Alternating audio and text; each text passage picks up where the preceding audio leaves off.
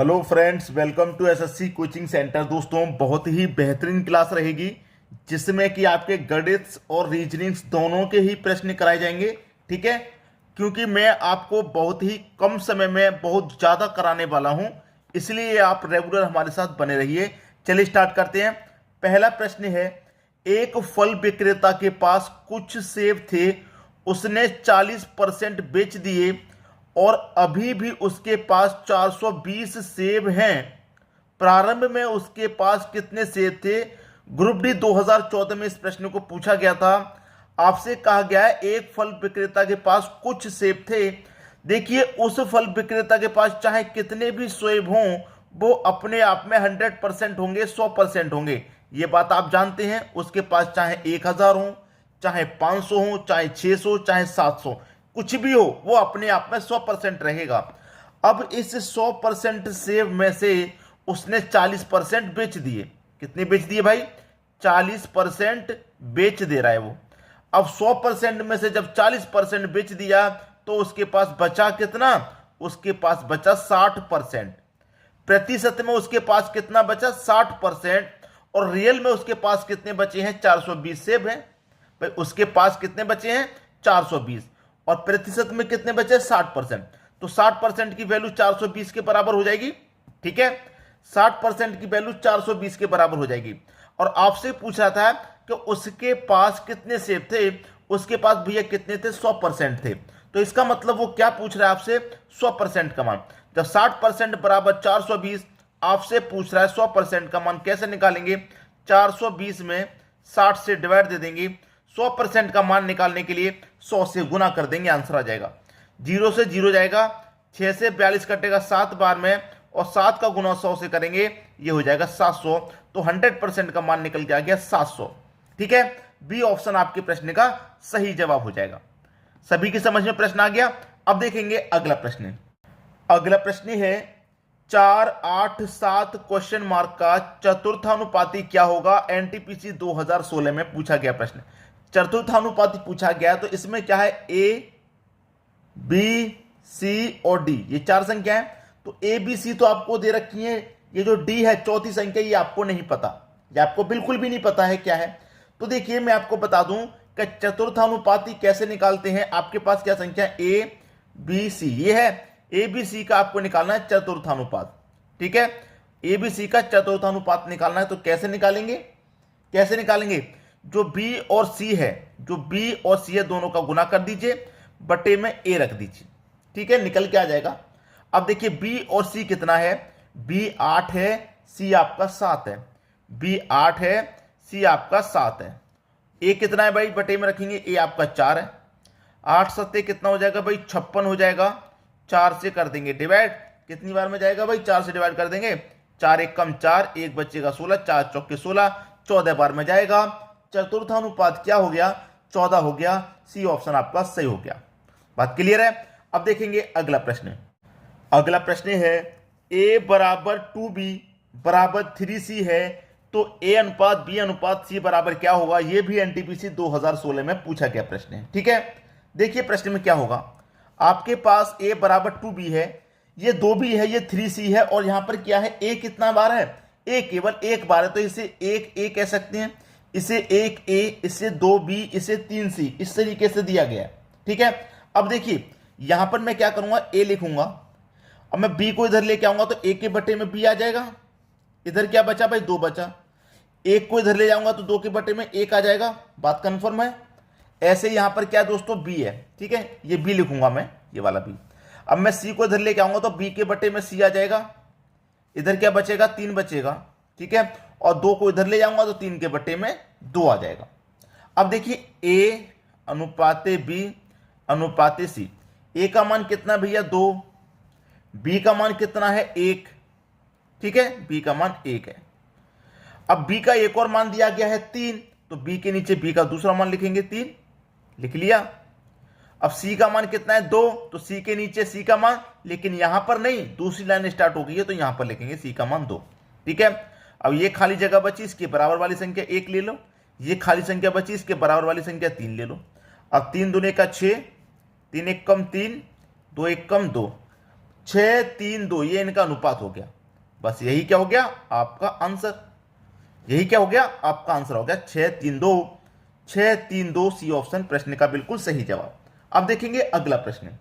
अगला प्रश्न है 15 आदमी किसी काम को 30 दिनों में पूरा कर सकते हैं, उसी काम को 9 आदमी कितने दिन में पूरा करेंगे? एनटीपीसी 2016 में पूछा गया प्रश्न। भाई 15 आदमी किसी काम को 30 दिन में कर रहे हैं, 15 आदमी किसी काम को 30 दिन में कर रहे हैं। अब कह रहा है कि 9 आदमी उसी काम को कितने दिनों में करेंगे? नहीं पता भाई कितने में करेंगे, तो एक्स मान लिया, बस खत्म हुआ प्रश्न। अब तो कुछ पता ही नहीं। 3 त्रिक का 9, 3 से कट जाएगा 10 बार में, ठीक है, 3 से कट जाएगा, 3 पंजे 15, 5 बार में। 5 का गुना 10 से हो जाएगा 50, इधर क्या बचा x। भैया खत्म हो गया प्रश्न, प्रश्न खत्म हो गया, 50 आपका आंसर आ गया। तो 9 आदमी कितने दिन में करेंगे? 50 दिन में कर लेंगे, आंसर हो गया। क्लियर है? अब देखेंगे अगला प्रश्न। अगला प्रश्न है एक वृत्त का क्षेत्रफल 616 वर्ग मीटर है, तो इसका व्यास कितना होगा? एनटीपीसी 2016 में पूछा गया। देखिए सबसे पहले मैं यहां पर एक वृत्त बना लेता हूं आपको थोड़ा सा समझाने के लिए। ये वृत्त बन गया, ठीक है। वृत्त के ये जो बीच वाला पॉइंट होता है बिल्कुल मध्य में, यहां से लेके यहां तक की जो दूरी होती है उसे कहते हैं हम त्रिज्या। क्या कहते हैं दोस्तों? इसे कहते हैं हम त्रिज्या। इसको क्या करते हैं? आर से डिनोट करते हैं, ठीक है, यहां से लेके यहां तक की दूरी। अब जब आप इस पूरे को मिला देंगे, पूरे को अब जब मिला देंगे यहां से लेके यहां तक, तो ये हो जाता है आपका व्यास, ठीक है, ये हो जाता है आपका व्यास। अब प्रश्न में क्या पूछ रहा है? व्यास पूछ रहा है, मतलब पूरे का मान। आधे का पूछता है तो त्रिज्या और पूरे का पूछता है तो व्यास। लेकिन आधा निकालेंगे तो त्रिज्या, आधा निकालेंगे तो त्रिज्या, अगर पूरा मिला देंगे तो व्यास हो जाएगा। मतलब आधा बिल्कुल मध्य से यहां तक त्रिज्या होता है, पूरा मिला देंगे व्यास, तो यहां से लेके यहां तक आधा त्रिज्या हो गया। आधा का डबल, भाई ये दोगुना हो गया ना, पूरा व्यास क्या हो गया? दोगुना हो गया। आधा निकालेंगे तो त्रिज्या, पूरा निकालेंगे तो व्यास। पूरा क्या होता है? त्रिज्या का दोगुना व्यास होता है। अब यहां पर निकाल लेते हैं। वृत्त का क्षेत्रफल बराबर क्या होता है? वृत्त का क्षेत्रफल बराबर होता है पाई आर स्क्वायर। अब वृत्त का क्षेत्रफल कितना भाई? 616 है, बराबर पाई का मान होता है, भाई पाई का मान कितना होता है? 22/7 इंटू आर स्क्वायर, ये दे रखा है, ठीक है। अब देखिए इसको हम कटा लेंगे। 11 दूनी का 22 कटेगा, 11 पंजे 55, 6 बचेगा 66, 11 छिक्के 66 कट गया। अब 2 से फिर कटा लूंगा 56 को, तो ये 28 बार में कट जाएगा, ठीक है। 7 का गुना होगा 28 से, तो 7 8 56 का 6, कैरी का 5, 7 दूनी का 14, कैरी का 5, 19 बराबर कितना? आर स्क्वायर, ठीक है। 22 से हमने इसको कटा दिया, 7 का गुना फिर इसमें हो गया। होने के बाद में अब क्या है? इधर जो आर स्क्वायर है, आर इधर लेके आऊंगा तो 196 के ऊपर क्या लग जाएगा? रूट लग जाएगा। इधर क्या बचेगा? आर। आर का मतलब क्या है आपका? देखिए यहां पर ध्यान दीजिए, आर का मतलब क्या है? त्रिज्या निकाल रहे हैं हम, तो 196 का स्क्वायर रूट जब मैं कर दूंगा तो कितना होता है भाई? 14 होता है। तो आर की वैल्यू 14 निकल के आ गई, मतलब त्रिज्या की वैल्यू 14 निकल के आ गई।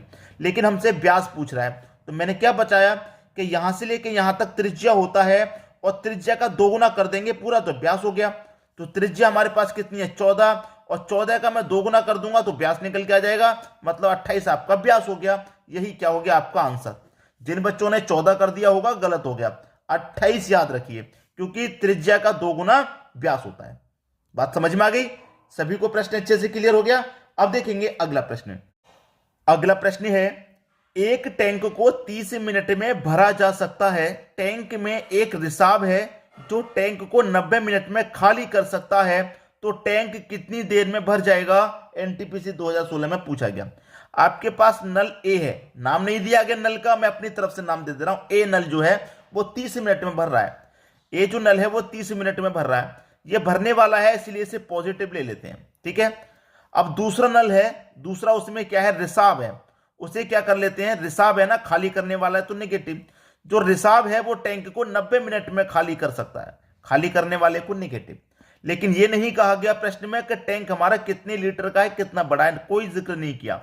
जब आपको नहीं पता हो कि टैंक कितना बड़ा है तो एलसीएम ले लेते हैं दोनों का, ठीक है। 30 का 90 का एलसीएम 90 आएगा। 30 से काटूंगा 90 को 3 बार में, 90 से काटूंगा 90 को 1 बार में। इसका मतलब क्या है कि टैंक आपका 90 लीटर का है। भाई ए आपका 1 मिनट में 3 लीटर भरेगा, तभी तो 30 मिनट में 90 भरेगा। ये आपका 1 मिनट का काम है, ठीक है। ए का 1 मिनट का काम 3, बी का 1 मिनट का 1। आपका जो बी है वो 90 मिनट में खाली कर रहा है, तो 1 मिनट में 1 खाली करेगा तो 90 मिनट में 90 लीटर खाली करेगा कि नहीं करेगा? क्लियर है? अब आपसे पूछ रहा है कि 90 मिनट में खाली कर सकता है तो टैंक कितनी देर में भर जाएगा? टैंक कितनी देर में भरेगा भाई? देखिए, दोनों नलों को चला दिया, दोनों नलों को चला दिया। ए अपना 1 मिनट में 3 भरेगा, बी अपना 1 मिनट के साथ में 1 खाली कर देगा, तो कितना भरा जाएगा? 2 ही तो भरा जाएगा भाई। कितना भरा जाएगा? 2 ही तो भरा जाएगा। टैंक है 90 लीटर का, 1 मिनट में 2 भरा जाएगा, तो 90 लीटर कितने भरा जाएगा? 45 मिनट में भरा जाएगा। खत्म हुई बात। बी ऑप्शन सही हो गया। समझ में आ गया? अब देखेंगे अगला प्रश्न। अगला प्रश्न है, यदि 12 गुने 7 बराबर 408 और 9 गुने 8 बराबर 207, तो 13 गुने 7 बराबर क्या होगा? देखिए, आपसे कहा गया है कि 12 गुने 7 बराबर 408। 408 बीच में 0 है। 408 क्या 12 का गुना 7 से करने से 408 आएगा? बिल्कुल भी नहीं आएगा, आप अच्छे से जानते हैं। लेकिन 12 गुने 7 रियल वैल्यू कितनी होती है? 12 सत्ते 84, रियल वैल्यू 84 होती है। लेकिन दे रखा है हमारे पास 408, तो आप इस 84 में कुछ ऐसा कर सकते हैं कि 408 बन जाए। मैं क्या करूं, इस 84 को पलट सकता हूं, मतलब जो बाद वाली संख्या उसे पहले लिख लूं और जो पहले वाली है उसे बाद में लिख लूं और बीच में 0 अपनी मर्जी से लगा दूं, तो बना सकता हूं मैं 408। वही यहां पर करेंगे। 9 गुने 8 बराबर कितना दे रखा है? 207। और जबकि 9 गुने 8 की रियल वैल्यू कितनी होती है? 9 8 72 होती है रियल वैल्यू। तो मैंने यहां पर क्या किया था? पलट के लिखा, बीच में 0 अपनी तरफ से लगाया। वैसे यहां पलट के लिखूंगा, 2 बाद में है तो इसे पहले लिख दूं, 7 पहले है तो इसे बाद में लिख दूं, और 0 में यहां पर भी अपनी मर्जी से लगा दूं, तो 207 हो गया, वही वैल्यू बन गई। अब दोनों में सेम लॉजिक लगा है, तो वही लॉजिक अब यहां पर तो लगा देना है। 13 गुने 7 बराबर क्या आएगा? नहीं पता, अभी पता लगेगा। रियल वैल्यू निकालो। 13 का 7 से गुना करके 13 सत्ते 91 होता है। अब क्या है? बाद वाली संख्या पहले लिखेंगे, पहले वाली बाद में लिखेंगे, बीच में 0 अपनी मर्जी से लगा देंगे, तो 109। डी ऑप्शन आपके प्रश्न का आंसर आ गया। अब देखेंगे अगला प्रश्न। अगला प्रश्न है 4 into 4 का प्रश्न दिया गया है, और ऐसे चलेंगे तो बड़ी संख्या 9, ऐसे चलेंगे तो 18, ऐसे चलेंगे तो 22। तो हिंट मिल गया। प्रश्न को इस तरीके सोल्व करना है, ठीक है। तो मैं 2 2 5 से 9 बनाना हूं। कैसे बनेगा भाई 2 2 5 से 9? मुझे साफ साफ दिखाई दे रहा है कि 2 और 2 4, 4 और 5 9, सबको मैंने जोड़ दिया 9। यहां पर भी जोड़ के देखूं, 4 और 3 7, 7 और 6 18, नहीं होता। यहां तो जोड़ने से बन गया, लेकिन यहां पर बिल्कुल नहीं बना। जब नहीं बना तो अब कोई दूसरा लॉजिक देखिए। यहां पर मैं दोनों का गुना कर दूं तो 2 और 2 4, दोनों का गुना कितना? 4, दोनों का गुना 4। तीसरी संख्या को मैं जोड़ दूं इसमें, तो 4 और 5 9 हो गया। यहां पर वही करूं, दोनों का गुना 4 3 का 12। तीसरी संख्या को जोड़ दूं इसमें, 12 6 18, 18 मिल गया। अब कैसे मिला? पहले की संख्याओं को जोड़ के, पहले की दोनों संख्याओं को गुना करके तीसरी को जोड़ रहे हैं, पहले की दोनों को गुना करके तीसरी को जोड़ रहे हैं, पहले की दोनों को गुना करके तीसरी को जोड़ेंगे तो 5 चौके 20, तीसरी को जोड़ेंगे तो कितना हो जाएगा? 20 और 2 22 हो जाएगा। 22 यहां पर दिया गया है। वही यहां पर करो, 6 कम 6, तीसरी को जोड़ लेंगे एज इट इज, 6 और 4 10। पहला ऑप्शन बिल्कुल सही। बात खत्म हो गई। अब देखेंगे अगला प्रश्न।